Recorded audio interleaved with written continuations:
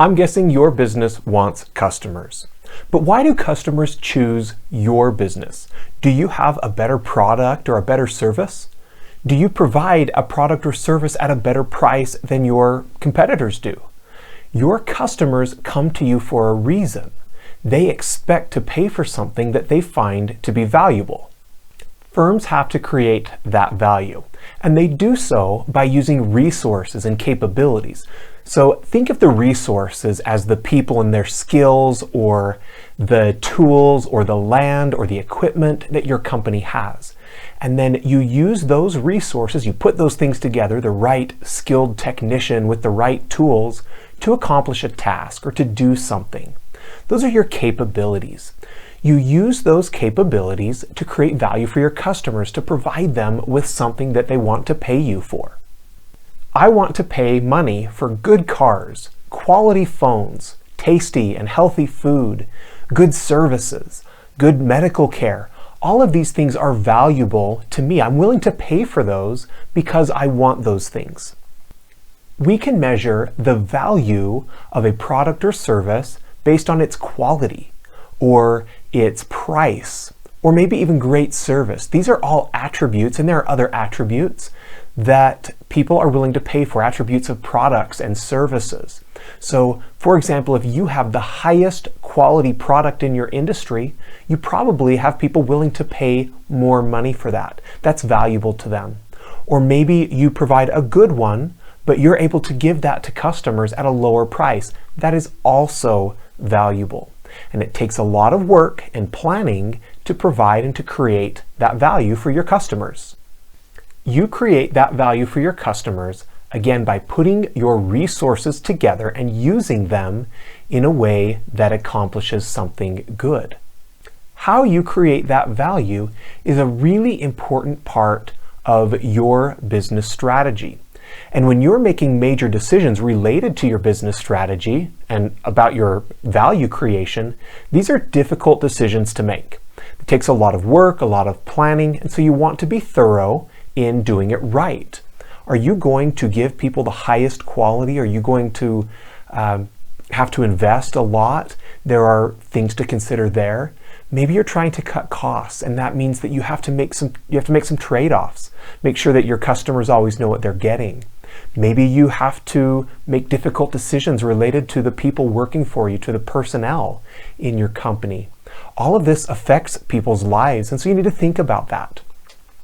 Another consideration when making these long-term strategic decisions is uncertainty. When you make a strategic decision today, you might not see the payoff from that for years to come. And so that uncertainty about how it will actually work out, will your investment pay off, makes making those decisions difficult. Another thing will be just the complexity. Sometimes when you're developing a strategy to create value in your company, there are a lot of moving parts. There are a lot of resources, a lot of people with their skills, and again, those capabilities that you have to take into account. And unfortunately, another thing that makes it difficult to make these decisions is conflict within an organization. Sometimes different leaders in the company will have different views of how it should be done. So you, as a business leader, or maybe a future business leader, have to be able to help make those decisions and take all of these things into account. To make the best strategy for your company, you will have to identify your core competencies. Now, a core competence is basically they're the capabilities that your company has that create the most value. The things that you do that your competitors are unable to do or otherwise don't do that really set you apart.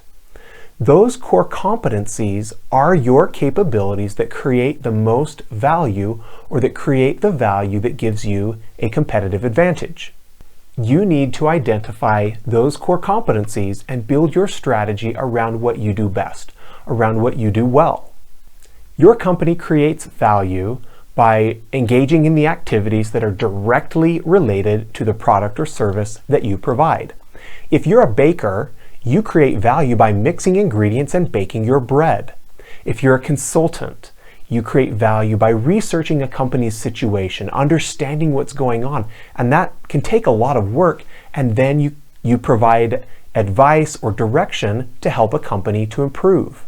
If you're a hay farmer, you create value by planting, watering, caring for, and harvesting hay. There are some activities that can create value that is unique. I have a friend who's a hay farmer that creates hay cubes instead of the standard hay bales. Basically, they take the hay and they smash it together to be really compact. They describe it as a granola bar for horses. The benefit of that is that it's easier to ship, and they export a lot of their product to Japan and Taiwan, places that don't have a lot of land to grow hay, but where there are still dairies and people still have animals that need to eat hay. That extra value of putting the hay into cubes rather than standard bales allows them to actually charge a premium because their hay has a little bit higher value because of its convenience and ability or potential to be shipped. So what does your company do that creates value, that sets your product or service apart? Think about that really specifically. What do you do that creates value? And then also identify some of the steps or the activities that you engage in that create that value, that make it so customers choose you and your company. Thanks for joining on this video. Hope you like it. Have a great day and come back for more.